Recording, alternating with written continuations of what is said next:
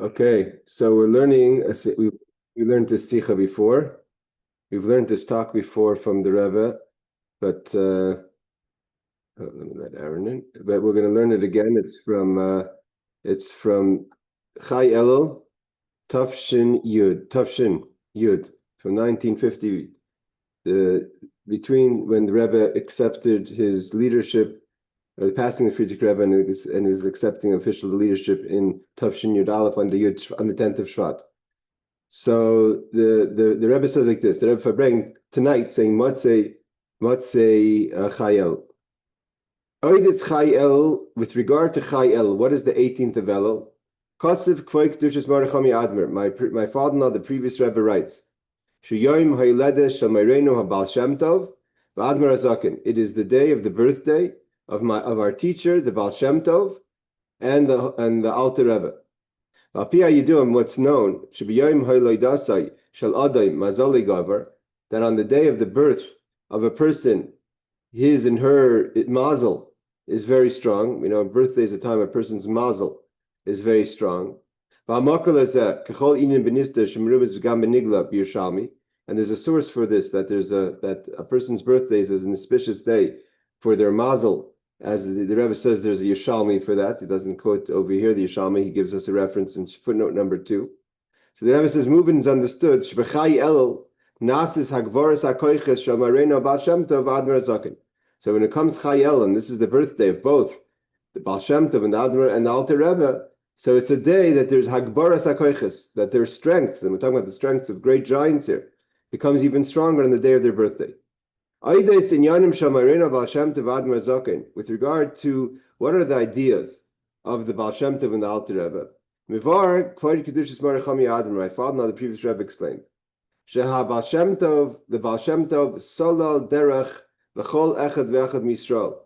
The Baal Shem Tov paved out, solal is like pathed out the path for every single Jew, even a simple or the most simple person, that anyone and everyone can serve Hashem. So he made a path. Without a path, you can't move. So he created a path for every single individual, he or she, to be able to serve Hashem, no matter who they are. But Admar Hazakin, and what did the Alter Rebbe add to that? If the path was already made or paved out, Hera, he showed how every individual of the Jewish people, even the most simple, how could you do it? It means that the ability to do it was paved out by the Baal Shem Tov. But to show a person how do you walk down that path, that was shown by the Alter Rebbe. And another place it says, Muva Halashon, there's the expression that says, Baal Shem Tov Hemit Sulam, he put up the ladder.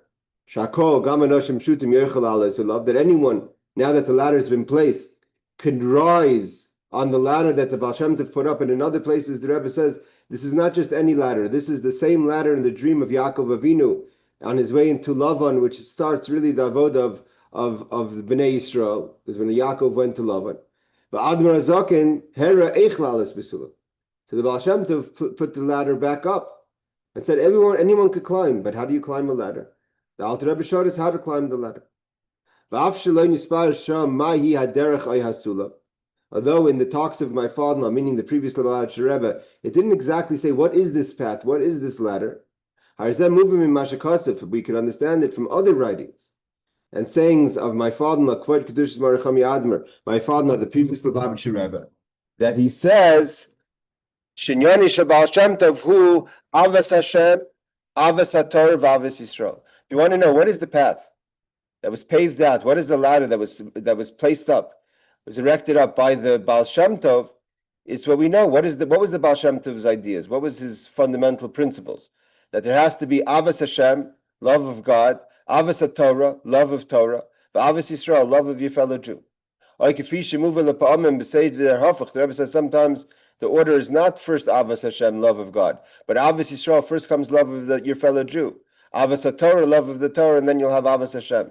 Meaning milmata l'mayla or milmaila lamata or milmata l'mayla. Depends how you look at it. First starting from below up, is you start with your fellow person, and that would lead to be able to have love of Torah, and that would lead to reaching all the way to Avos Hashem. Or you start with Avos Hashem, and you used to go down to the Avos Torah and down to Avos Yisrael. Gimel Avos Elu, these three loves. And again, when the Rebbe accepted his leadership 6 months later, the Rebbe said, "This is my statement. Avos Hashem, Avos Torah, and Avos Yisrael are all one." Like Gimel Avos Elu, these three loves, Avos Yisrael, Avos Torah, Avos Hashem, love of your fellow Jew, love of Torah, love of Hashem, Keshur Zeh B'Zeh Ad Shekulam Chad, are not just three separate loves, but they're connected to each other until they become a single love. U'B'Lashon HaMishnah, as the Mishnah says, Kol Shiruach Habris Noichei Menu Ruach HaMakom Noichei Menu. The Torah says, how do we know that there's a connection to Avos Yisrael and Avos Hashem? Because the Mishnah tells us in Avos that whoever is pleasant to people, people find you pleasant, God finds you pleasant. So we see that God's relationship with people are connected to people's relationship with each other. And the Mishnah continues, and if you're a person who people don't find you pleasant, God doesn't possibly find you pleasant. Well, the Rebbe says, and again, what is the terminology used to describe people in this statement, called brius, shiruch brius neicha, ruach hamakim neicha, is we call people brios, creations. And this is described, this idea of calling people a bria, meaning a creation as a description of a person. You could call a person an Adam, a man. You could call a person a Jew. Why does it say called brios, just a creation? So the Alter Rebbe explains in Tanya, Perek Lamed Beis, Perek Lev,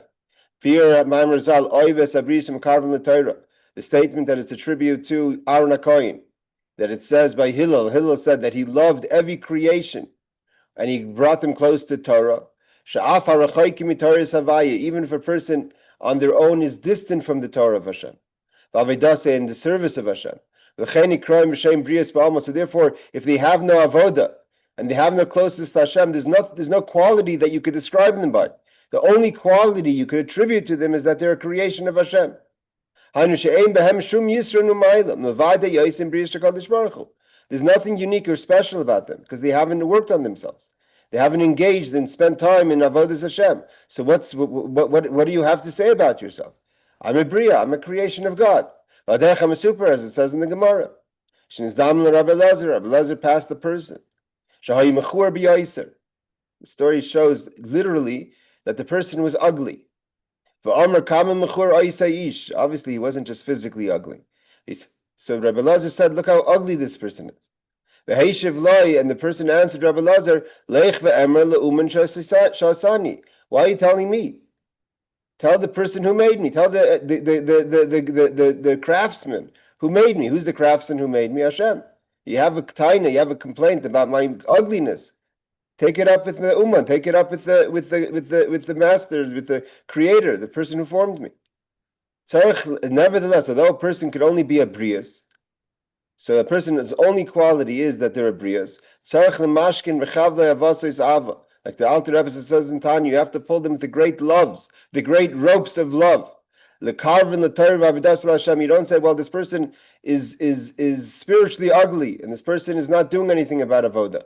Why am I even paying attention to him? The Alter Rebbe writes or heard. So the Alter Rebbe writes in Tanya, Perek Lamed Beis, that nevertheless, that you're Avos Yisrael, even to the brias, even if the only quality is that they're a creation of Hashem, you take them with great ropes and bring them closer to Avos, to the avodah of Torah and avodas Hashem and service of God. So too in our situation. Even if a person's just the only quality is that they are a creation of Hashem. And nevertheless, the Torah says, the Mishnah says, that if people find you pleasant, even the simple people that are only called a bria, then God finds you pleasant. And whoever a simple person, here there's a dogash here that Rebbe is saying. It's an amazing dogash. A person may say, what's the sign? How do I know about this Mishnah? If Hashem likes me, if Hashem finds me pleasant, am I accepted by the aristocrats? With the people who sit in the Mizrach Vant like me? Am I pleasant to the president of the synagogue, to the gabbai of the synagogue? No, the Mishnah doesn't say that. The Mishnah says fakert, the brias. What do the simple folk think of you? What is the person that their only identity is that of Bria? Does that person find you pleasant, or is that person the person you ignore and doesn't even know you exist, or who thinks that you don't know that he exists or she exists? So the Mishnah says, the Brias, that's the indication, that's the sign of Ruach HaMakom Nachimenu. How do we know if God finds you pleasant, if the simple people find you pleasant? And if the simple people don't find you pleasant, God doesn't find you pleasant. That from here we see, if a person is lacking in their love of their fellow Jew, meaning the simple folk, the Brias don't find you pleasant, this is a sign. You are lacking in your Avos Torah and Avos Hashem. Why? Because like the Rebbe said, that the Avos Torah, Avos Hashem, and Avos Yisrael are one. And if one of them are lacking, and the sign that they're lacking is that the simple focus don't find you pleasant, so then it's a sign that you're lacking in your true love of Torah and your true love of Hashem. God doesn't find you pleasant. The Rebbe says to be more specific. Avos Hashem levadai. What does it mean to just love Hashem? I love Hashem. That's where I concentrate. That's where I put my efforts in. The Rebbe says it straight out. If you're only focusing on your own personal love for God, it's gonna bring you to his baidus. His baidus means isolation, because you're working on yourself, and especially if you hold yourself on a high madrega, you don't have time and focus for someone else. It's specifically from simple people. So too, if you throw yourself only into Torah, into your love for Torah, you're going to find yourself very pleasant to yourself. You're going to be very special to yourself. Look how much Torah I know. You're not Bnei Israel. You're going to cut yourself off from other people. Why? Because now, how could you spend time with other people? No one's as pleasant as you, or no one even knows how pleasant you are. Therefore, the Rebbe says you can't just have Avos Hashem and Avos Torah, even if they're genuine Ava, even if it's a genuine love for God, a genuine love for Torah. A person must have Avos Yisrael. The Rebbe says more than that. And the Rebbe says it's not just that you need to have all three, but it's a statement. If you do not have Avos Yisrael, it means you do not have love for God, you do not have proper love for Torah. Avos Yisrael in the sentence chizuk. When a person loves your fellow Jew, it strengthens. Avos Torah with your love in Torah, and it affects Avos Hashem tiamitis, that your love of God should be real. Avos Hashem Avos Torah poilim mevim de Avos Yisrael. And if you truly loved Torah and God, automatically you would love another person. So it goes both ways. If you love another person, it strengthens your love in God and Torah. And when you love God and Torah, automatically you're going to love your fellow person, actually, not just in concept.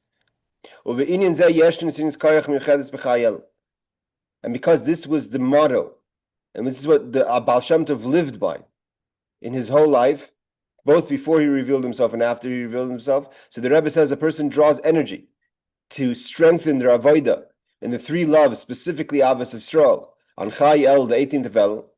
Afilu im b'meshech hashana kula. The Rebbe said, let's say that throughout the regular year, hayachaser begimel avos, you were not perfect in your three loves. V'shaychaysen zelazeh, and their connection to each other, the love's connection to each other, the love of God, love of Torah, and love of your fellow Jew. Harvevoy Chayel, comes Chayel. Yoim ha'iledish amereno Baal Shem Tov, on the day of the great birthday of the Baal Shem Tov and Admar Zaken of the Alter Rebbe. Sheboi nasis hagvars koy chaysehem, that their strengths become stronger, like everyone's strengths become stronger on their birthday. And what is the strength of the Baal Shem Tov and the Alter Rebbe? Avos Hashem, Avos Torah, and Avos Yisrael. Nitoisef koyach, therefore you have strength as being a chassid, and connected to these tzaddikim, and especially that they're Nasi Hadar, they're the Nasi of the generation. In the Gimel Avos v'Shaychusin Zelzeh, that you should have strength in the three loves of Avos Torah, Avos Hashem, and Avos Yisrael, and their connection to each other. Or Pashas, the Rebbe says, simply said, Shenasis ha'akora b'moyach, and Chai El.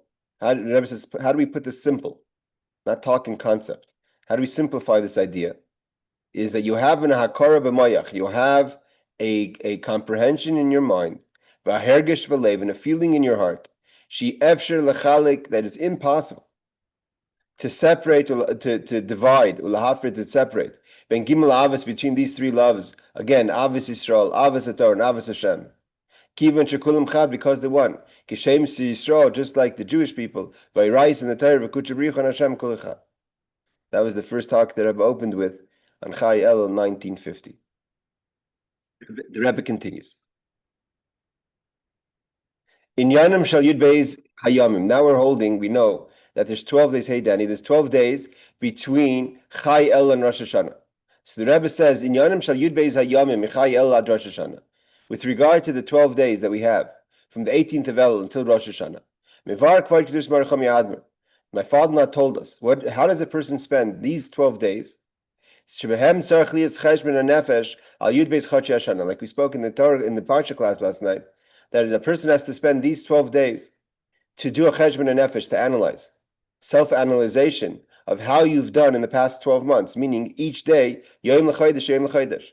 From the 18 days remaining to Rosh Hashanah, take one day and apply it to the first month, the second month, the third month, and analyze, cheshbon and nefesh, make an analyzation, how you performed, how did you live up to the resolutions you made, and how did you perform actually. Hechel michayel atzmei. Chayel is the first of the 12 days. We have 29 days of El. Shuayim the cheshbon hanefesh al chodesh tishrei shavar. On the Chayel is the time we make a calculation, an evaluation. How did we perform last year Tishrei? Rosh Hashanah, Yom Kippur, the 10 days of Tshuva, Sukkot, the 4 days between Sukkot, the Chol Hamoed, Shana Rabbah, Simchas Torah, Shmini Atzeres, Shabbos Bereshis. All that we have to make a cheshbon nefesh on the 18th of El. So the Rebbe says that Shabai Hayu Rabbim Nimtzayim Kam B'Yachidim Kvoitus Marcham Yadmer. And the Rebbe says that last year, which was 19 Tafshin Tes, which was the end of 1949.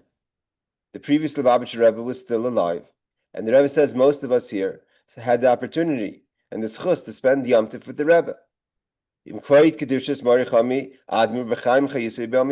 With the Rebbe as he was alive in this world.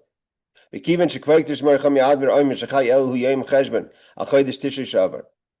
Rebbe here, the Rebbe says an amazing idea. The Rebbe says, because the Friedrich Rebbe himself says that on the 18th of El is a day a person has to make an evaluation on the month of Tishrei. And the month of Tishrei, we know the power of the month of Tishrei, a month of brachas, of blessings. So the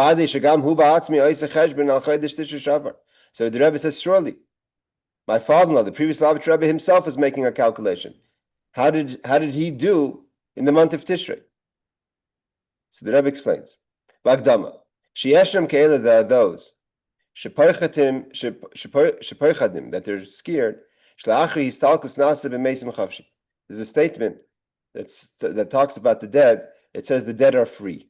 So the Rebbe is attributing that statement that the Friedrich Rebbe would be free from any obligation he took. The obligations I took was when I was alive. Once I passed on to the next world, I'm free of any of my obligations. Aval Emes, the Rebbe says, no, it's not true. That statement of V'meisim Chavshi, that the dead are free, doesn't apply to everyone. As it's brought down in the Sefer Chassidim, it's not a Sefer written by what we call contemporary Chassidim from the Baal Shem Tov. It was written many years ago. That the righteous, they're still alive. I.e., they still have the obligations they had. They never got rid of their obligations because they don't pass away. They're not like regular, what you'd call dead people, that they no longer have obligations and commandments when they pass on. After they pass on, they have all their obligations that they had to their communities and to their Chassidim and to Klal Yisrael as they had before. And based on this, and the Rebbe said this many times in the year of this Talkas, in the year of the passing of the Rebbe, of Friedrich Rebbe, a story that's brought down in Talmud. Right? It's a story not brought down in Talmud. It's not like a Chassidish Amaisa. Someone could say, oh, that's the Chassidim. This is a story brought down in the Talmud. After the passing of the Rebbe, Rabbeinu HaKadosh is referring to Rebbe Yehuda Nasi, the author of the Mishnah. So we're talking about 2,000 years ago. The Rebbe would come, the Gemara says, he would come every Friday night after his passing. He would come to his own house, his wife and children, and he would make Kiddush for the family, like he did when he was alive. or B'Sefer Chassidim Ma'aseh. And the Sefer Chassidim uses this as a proof that the tzaddikim are still alive even after they pass on. And that means they buried Rebbe. He passed away on a Friday. They buried him, and all the things that happened that didn't change. But he would come back, and he would make kiddush every Friday night. And in Sefer Chassidim it says there isn't just that he made kiddush, so to say, as in this person who came back from the dead, and therefore he made kiddush and everyone made kiddush afterwards. They were able to listen to his kiddush, and they didn't have to make their own kiddush because Rebbe made kiddush for them, even though he wasn't in this world. He already passed on. And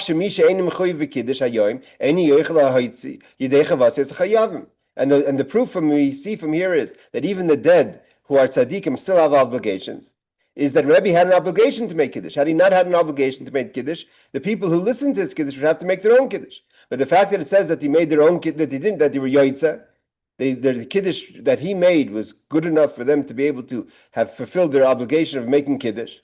Why? Kivin Rabbeinu HaKadosh. When it's referring to the holy Rabbeinu HaKadosh, Rebbe, he's not like your regular a person who passes away. Shem Chavshim in the mitzvahs, that has no obligations of mitzvahs, because had he been freed of mitzvahs, he wouldn't be able to make kiddush for everyone.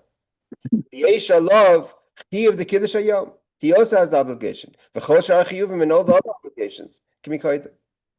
Are they saying he came back physically or like in a vision? He drank the kiddush wine or what? He drank the kiddush wine and he came back physically. We find this also in another story, a story brought down by, I forget the author of the Sefer, talking from many, many years ago in Hebron, maybe 1,000 years ago in Hebron, that they were short a minyan on Yom Kippur, and in Avram Avinu's shul. Anyone knows Avram Avinu's shul in Hebron? It's called because of this story. They didn't have a minyan on Hebron. It was many, many years ago talking about. And someone showed up and spent the whole Yom Kippur with them. And after he left, he came in a dream to the Rav, or wherever the person in charge of the shul. And he told him that he's Avram Avinu. And nevertheless, he came and he was part of the minyan. He made up 10. Gama Sipur. Oh, here we go. This is right. This is exactly what I was saying. Gama Sipur, Shemuver b'Sefer b'Emek Melech. It's a sefer called Emek Melech. That's the source of the story I just told you. Shetzifur is Avram Avinu kasiri leminyan. That Avram Avinu was a 10th of the minyan. Again, Avram wouldn't be able to be part of the minyan if he wasn't alive. If he was just a zombie, just a ruach, of a spirit, he wouldn't make up 10. He technically needed 10 people. That's the halacha. Nevertheless, he came from the afterworld, and he spent Yom Kippur with the people in Hebron, and he made up the minyan. They were yaitz of the minyan. I mean, they weren't here to make a game. They needed 10 people to be able to read Kriya and all the things they have to do with the minyan. They say Kaddish. So what's the explanation? When it comes to an inclusive soul, not your regular person. And what's the sign of an inclusive soul? That everything about them, all their life, was about it was all about giving themselves over to their students and to those who are connected to them, kusher to them. Over Klal Yisrael and general Klal Yisrael. Is ein shum tzivat studies shetuchel afridim minyanim meikri. And the Rebbe says if that's the main point, there's no side thing. What is the Rebbe referring to? A side thing like passing away? That's going to stop this connection. That means that tzaddikim don't leave and are not separate from their flock. Tzayin marisa means their flock. They're still obligated. And they still have their biblical obligations in Torah mitzvahs because they're part of their communities. And they have an obligation to help and to make easy and all the things that their chassidim need from them. They could even make kiddush. There's no such thing as free. The Rebbe is making a point here. They have their same obligations. On the contrary, but Yesher says even more so. What does it mean they have more obligations now? Because they don't even have an excuse to say that there's limitations of a body. Even the tzaddik has limitations of a body. But once they leave their body, and the moment when they left their body, unless they come back in physical body, like Charna said, so then they have more access, more abilities. They can perform better. So therefore they have to perform better. Like Tanya says that even if a tzaddik serves Hashem with great love and pleasure, he's still a human. that loves God. When you no longer are limited to the body, you have deeper powers and more options. Moving from here, the Rebbe says it's understood. And the Rebbe means it's not just Tishrei of Tavshin Tes. We have Tavshin Yud, and Yud Aleph, and then Beis, and then Gimel, and Dalid, Pei Dalid. That the Rebbe of their community, of the Nasi of the Dar, has to make a cheshbon and nefesh, has to make an evaluation of the obligations he made to Chassidim in the month of Tishrei. Shagam la'achir yistalkus, even after the passing. Hari mechuyev b'zeh.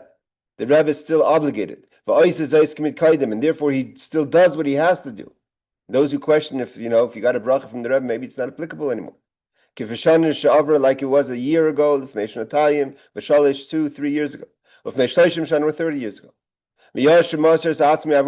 Once he becomes a Rebbe and gives himself over to his students, and those who are connected to him. And the job of the Rebbe is to help everything that they need, and those obligations are still here today. The Rebbe says like this. The Rebbe continues. What is the valuation that the previous Lubavitcher Rebbe makes on Tishrei of last year? It's not just in inspiring or in Torah, but in any blessings he gave in the month of Tishrei. The Rebbe says now that the previous Rebbe, means his father-in-law, told him once, the Friedrich Rebbe says, I never went bankrupt. Chas v'shalom, God forbid. And he was trustworthy, and you could rely on him to pay all his obligations. If he never went bankrupt, he's not about to go bankrupt now and not fill his obligations of the blessings he gave people. The Rebbe is like this. As far as the Rebbe is concerned, because he gave a bracha, not just a bracha, he gave a promise. For sure he could fulfill it. The Rebbe wouldn't promise something he couldn't do. But there's a condition on the Chassid side, or the Chasida, that he's kashrus al Rebbe. You have to be connected to the Rebbe to be a receptacle to the bracha. And you have to have the belief that even now, after the passing of the Rebbe, he can fulfill, and he will fulfill his bechais of his blessings and obligations to Chassidim. The Friedrich Rebbe says what he wants. The Rebbe says the previous Rebbe spoke once. What does it mean to have foreign thoughts while one davens? Shazel Kamashal says, what's the idea of having a foreign thought when you daven? It's an example of a person. You come and you knock on the door of the king. The king opens the door to you. You walk away. Instead of going forward in the conversation or walking in. It says that a person should first praise Hashem and then pray. What does it mean to say praises to the king? That's like knocking on the door of the king. When a person prays, he opens the door. So it's an auspicious time. The king opens the door. But when you're thinking foreign thoughts, what's foreign thoughts? Foreign thoughts means non-tefillah related thoughts. During davening, you're walking away when the king just opened the door for you. What does this mean to us? We went to the mikvah.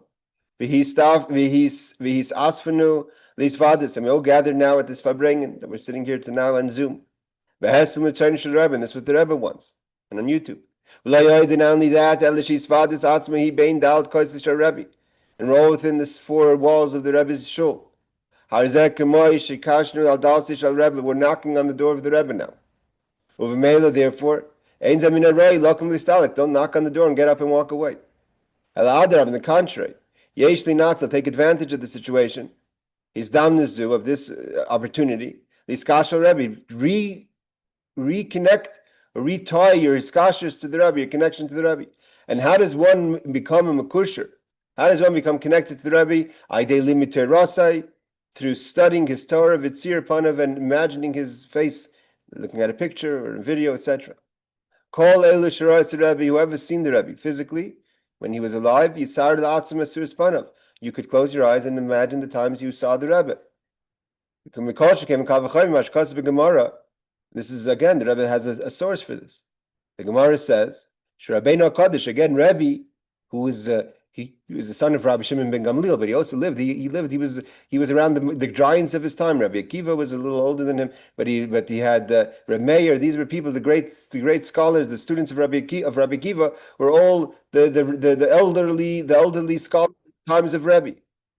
So it says that the Rabbeinu HaKadosh Amar, Rabbeinu HaKadosh said,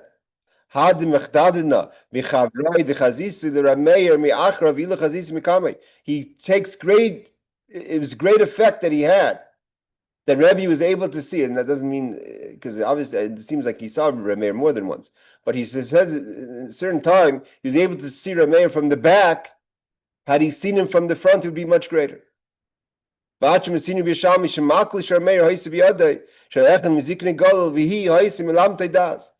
it says that another thing about Reb Meir, that someone once in the Galil is north of Israel, one of the elders of Galil once holding Reb Meir's staff, obviously I'm assuming after he passed away, and the staff itself gave him gave him wisdom and understanding. So what do we see from here? That you have to be makasher to the Torah of the Rebbe. And you could do it also through the physical things, not just through this Torah, but also through looking at the image of a Rebbe. Like Rebbe said, that he just from seeing the back of Reb Meir, what it affected him, or the person who held the staff of Reb Meir, how it gave him das. Again, these are Gemaras. The Rebbe, and when a person has connection to the Rebbe, and that's going to be the kli, the vessel that all the blessings of the Rebbe are going to be fulfilled for you, and everything that you need in Gashmis and physical and material ruchnis. The Rebbe continues. We know that one of the ideas of Elul is which is the name of the month of valuation. We could find the different avodas of Elul, or different avodas of our life, which we have to make an evaluation of it on Elul, in the different ways we could put the Rashi Tevis, the first letters, understand from the words Aleph Lamed Vav Lamed, we can understand the different avodas, which are the three pillars of Torah avodah, Gemilas Chasadim, Torah study, service of God, which is usually tefillah, and Gemilas Chasadim, acts of kindness. We have one is like we learned in the Maimer Rashi Tevis, Ani l'doidi v'doidi li. I'm to my beloved and my beloved's to me, which makes up Elul. What is that an idea for tefillah, prayer? The dodi, my beloved, is a reference to prayer, where we feel Avos Hashem. Kav avoda, K'mam Rizal, Ezi avoda shebelev zu tefillah. What is the avoda of the lev, where the love is tefillah, is prayer. Hey Judith, welcome back. Elul Rashi Tevis, also Elul is the Rashi Tevis. Aleph Lamed Vav Lamed. Ish l'rayeyu, each person to their friend. Umatanis lavyanim, gifts to the poor, which is Gemilas Chasadim. So we see in Elul clearly about the avodah of Gemilas Chasadim, Shunin Tzedakah, the giving of charity and acts of kindness. Elul is also the Rashi Tevis, Ina li yadai v'samti lach, which is about a pasuk that's talking about the reference of cities of refuge. Shenamar ba'ari miklat, it's a pasuk that talks about the cities of refuge. Shemunum al kavat Torah, as it's connected to Torah, as will be explained. Well, the Rebbe is now going to explain what is the connection to the city of refuge to the study of Torah. To understand the connection of Torah study to the cities of refuge is we have to first understand what is the city of refuge. The city of refuge is what was the purpose of setting up the city of refuge? That anyone who by mistake killed someone by mistake, b'shogeg, had a place to run away. Otherwise, the Gol Hadam, the family members of the person that you killed, even if it was by mistake, have permission and almost a mitzvah to kill you. So how do you protect yourself? You go to the city of refuge, and you have to stay there until the passing of the Kohen Gadol.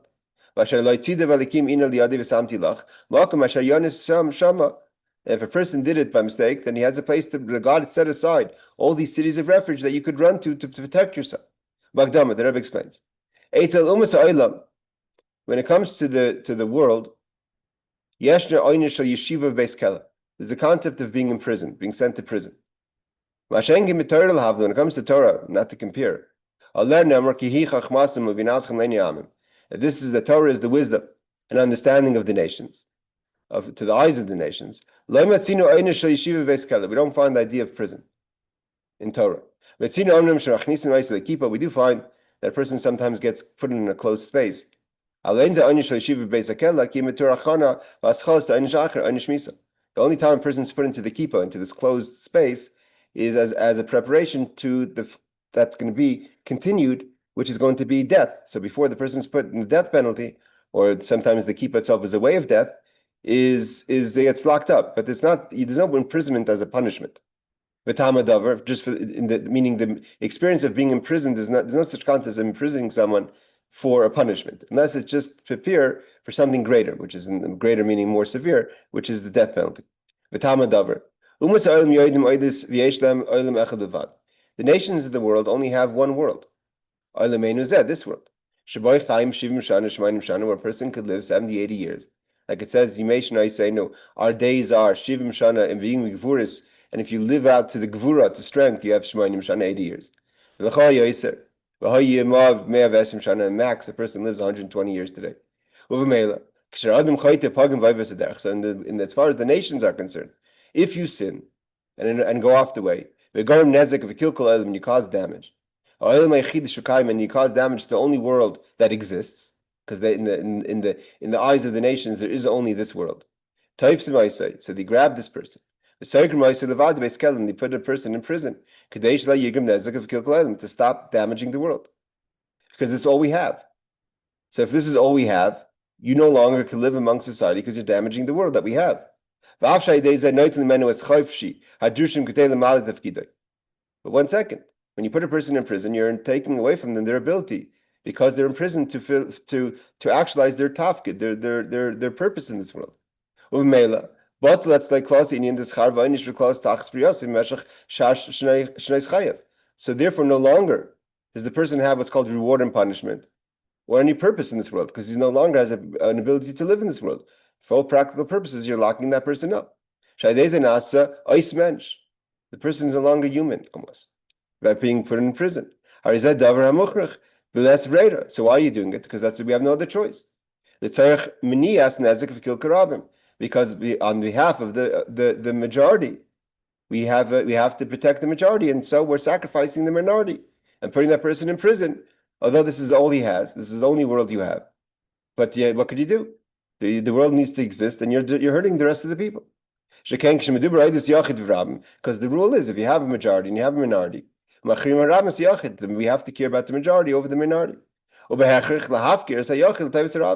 And maybe even unfortunately, we have to sacrifice the freedom of this individual so the other people can feel safe in this world.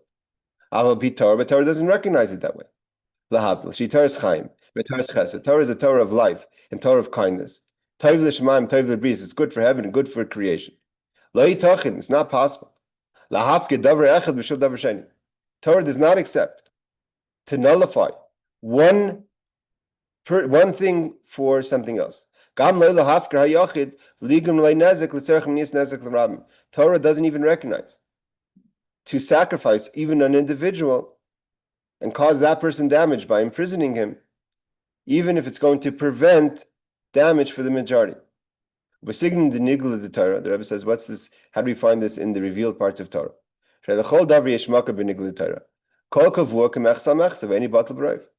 halacha is that something that's stationary, kavua, is no matter what. For instance, if you have 10 stores, one is kosher and 10 are not, so we don't say that it's most likely came from a non-kosher store because there's 9 stores, because it's kavua. If it's an established place, it's always 50-50.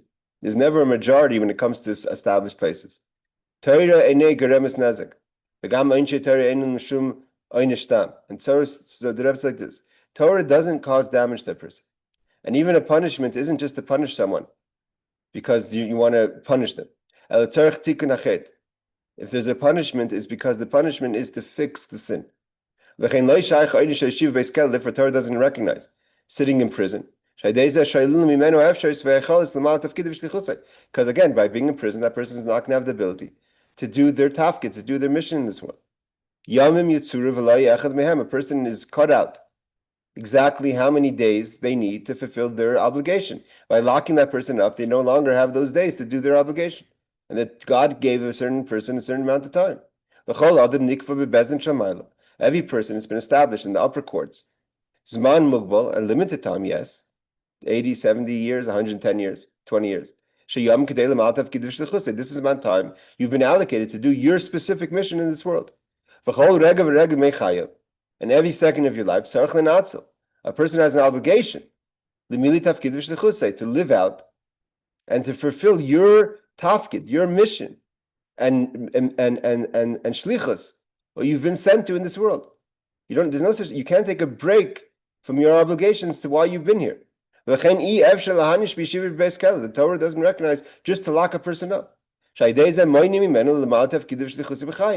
preventing this person from fulfilling their obligations. Even if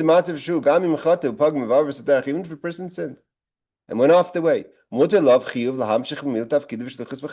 it doesn't, that itself, just because you've sinned, doesn't rid you of your tafkid, of your mission and obligation in this world. And if you have questions, it's not your place to ask questions. As the Rebbe's previous Rebbe's father, the Rebbe Rashab says, we don't understand everything, what it means and in what situations we have to engage and do bimevar. We don't understand, we don't have a clarity of what exactly we have to, of how things work and how we have to do it. But we know that we have to constantly be doing something. Even if a person says, 1 second, I'm a sinner. So what? When you have an opportunity right now, you have an opportunity to do a mitzvah, do a mitzvah. You can't say, well, I just did a sin 5 minutes ago. Right now you have a mitzvah, you have to do a mitzvah. What do you mean I did a mitzvah? How can I do a mitzvah? I'm a sinner. You don't understand the birurim, how things work. It's not your place to make an evaluation. How could I have to do one mitzvah if I'm still lacking in another place of perfection? So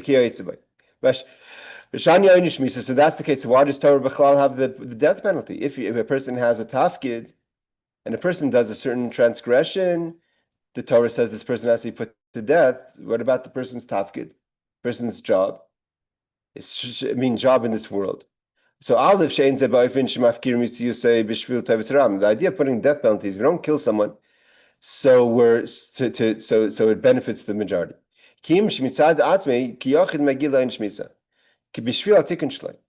This person, like it says the story with Achain, with Yeshua tells him to do tshuva, that this is his tshuva, this is his tikkun, this is how he actualizes the fixing, is by death. It's not about now preventing him by killing him or her in the Bezdin. No longer do they have the ability to do their tafkid in this world or their mission.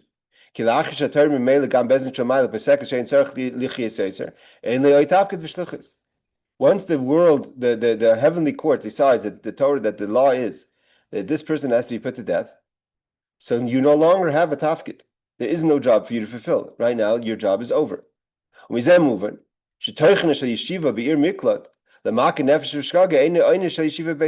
Rebbe says you can't compare the idea of Ari Miklat, the city of refuge, as a prison.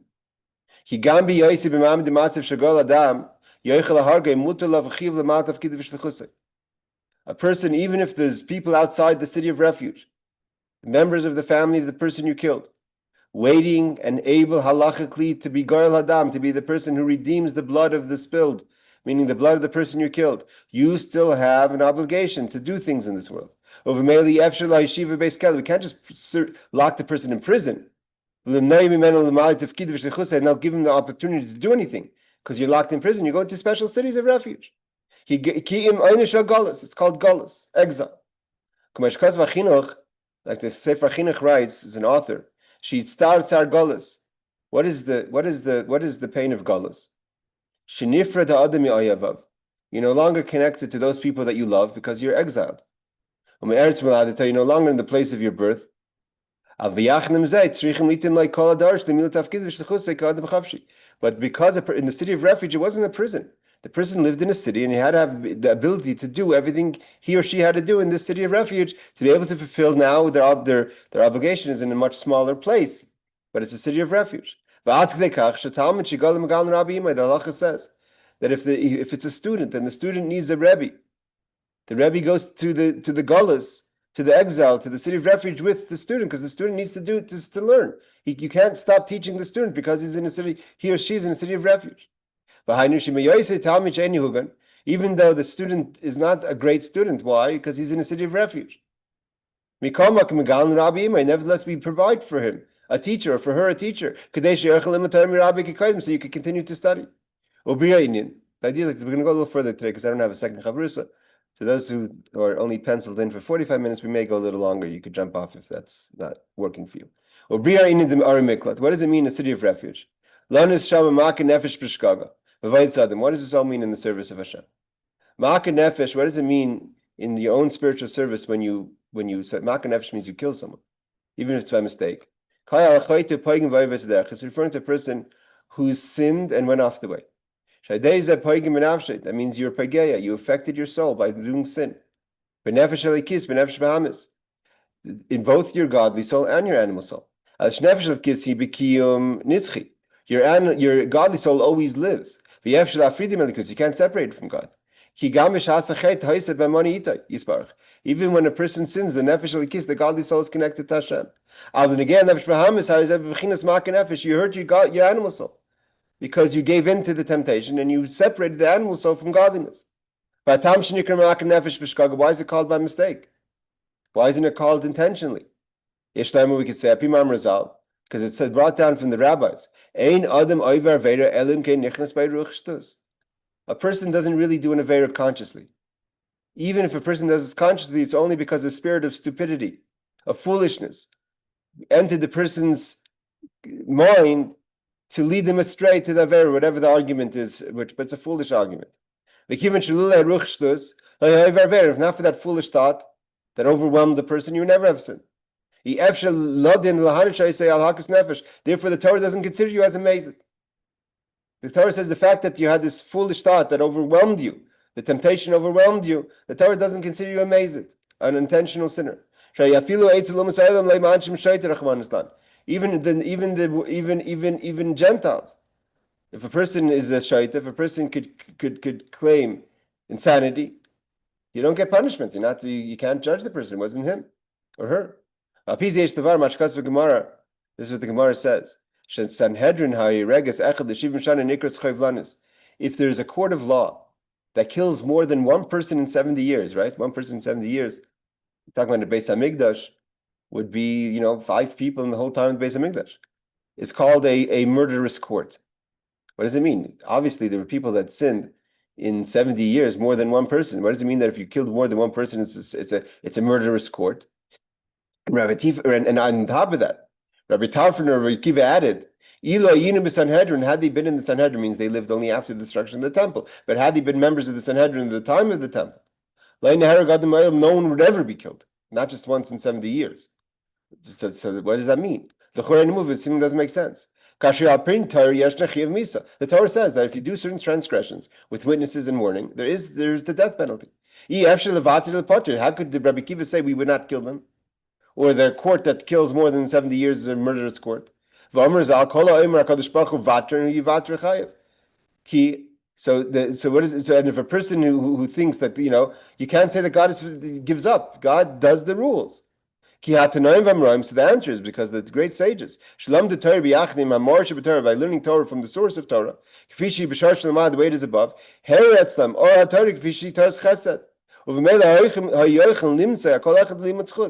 that they would nullify the obligations, but they would be able to find some sort of merit that would relieve the person of the death penalty.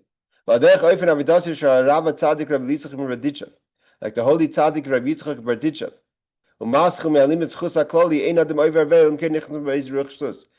Rabbi Yitzchak Berditchev would always find merit for a Jewish person. And the number one merit is it's not his or her fault. A foolish thought entered that person. The half became so a person says, well, if I had a ruach shdus, so why don't I? So I'm free. I didn't do it. No, a person has to go to sea refuge. So what is your crime? If you were overtaken, overwhelmed by a foolish thought, But why did you make yourself vulnerable to that foolish thought? The Rebbe says in Yiddish, "Zugelast," you allowed yourself, you made yourself vulnerable. You allowed this foolish thought to enter you and to dictate and to control you. Therefore, we consider you not intentionally, but as if killing someone by mistake. And what is the fixing for someone who killed by mistake? You have to go to city of refuge. The Gemara says, how do we know that Torah is a refuge for a person? Like it says, it's Betzer Bamidbar. It says Torah, because when it talks about the cities of refuge, it says one city was in Betzer in the desert, and then it says Zosa Torah. This is the Torah. Meaning to say, She'ir Miklat Kayal Torah. What is the city of refuge? Torah. So today we don't have the physical city of refuge, but what's the refuge? When a person kills, does damage to their soul, even if it's by mistake, go to Torah. Torah says, God says like this: Le'adam neiri biyadcha. You have your light in my hand, in your light. V'nercha biyadi, and your light in my hand. Means my light in your hand. Neiri biyadcha is Torah. My light in your hand, in the hand of the humans, of the Jewish people, is Torah. Like it says, Kiner mitzvah v'Torah, or the Torah is the light. V'nercha, and your light in my hand is the soul.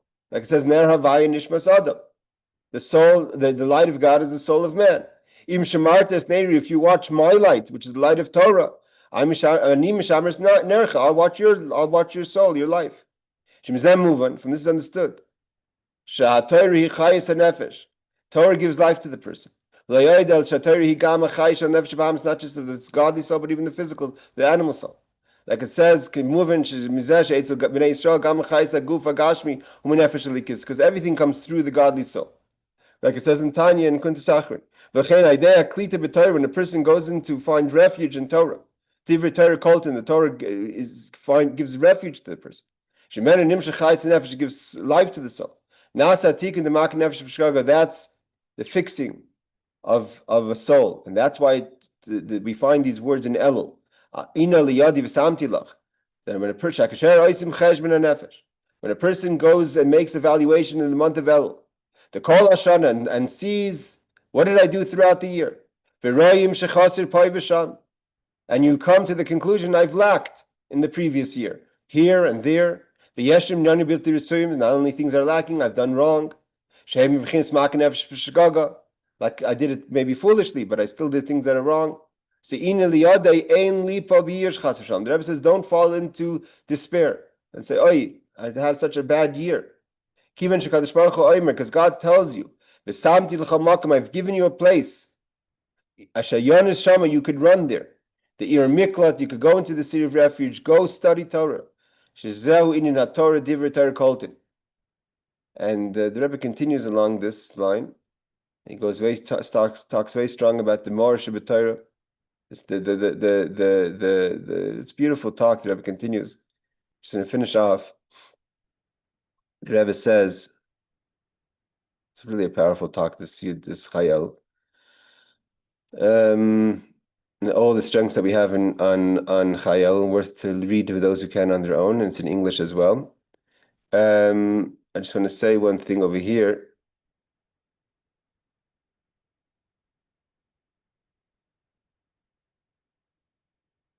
Somewhere over here where the Rebbe talks about Melech Besada. Where was that? I just want to learn that little piece. I guess we'll just go to the end. Let's just do the end. He says like this. So that this like this, that after all the calculations that we make and all the things we argue. A person may say, how great is the Rebbe and how low am I? I have no connection to a Rebbe. You don't have to fall into despair. We are in the month of Elul, which is the month of compassion. No matter what your past year has been, no matter what state you find yourself in, especially after making an evaluation, right? And when you make an evaluation, you know the truth.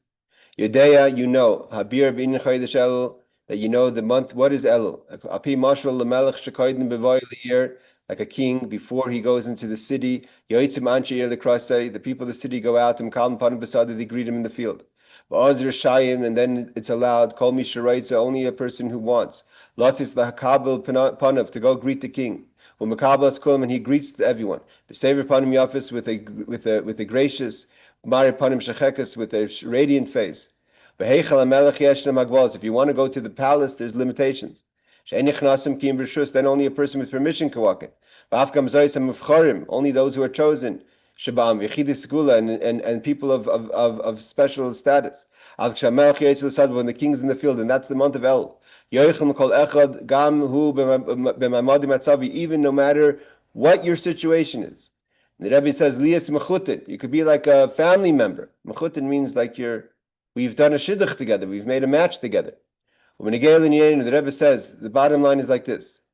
Even if you find that you are a field person, you're not a city person, you have things that make you a person of isha sada.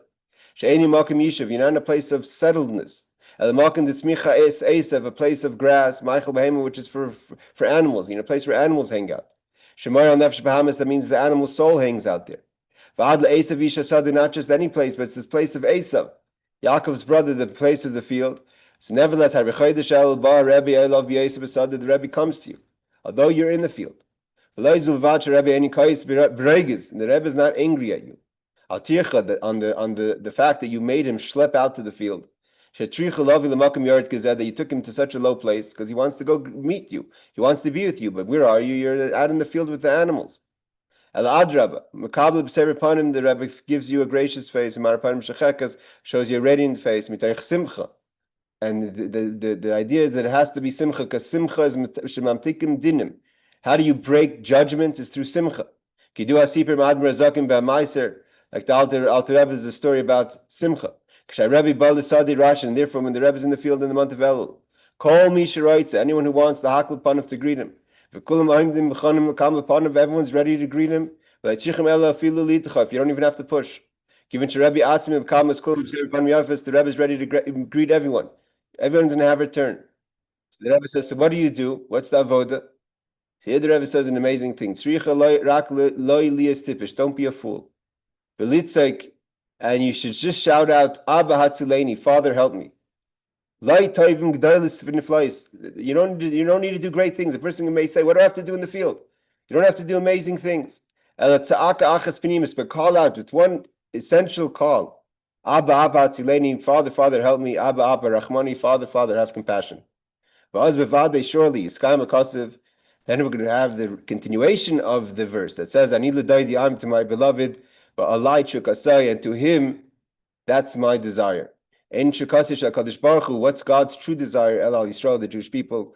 An shekol chukasish HaKadosh Baruch Hu, the only desire God has, he achirak lashpia toiv Yisrael, not just for the Jewish people, but to give good to the Jewish people.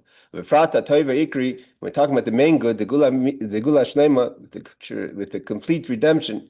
Shebekarav, that's going to be soon. We're going to go together in with the Rebbe, Likras Mashiach, to the coming of Mashiach. Amen. So may it be. Thank you all for joining. A very powerful Farbrengen, appropriate for, of course, for Chayel. I want to wish everyone a good Shabbos.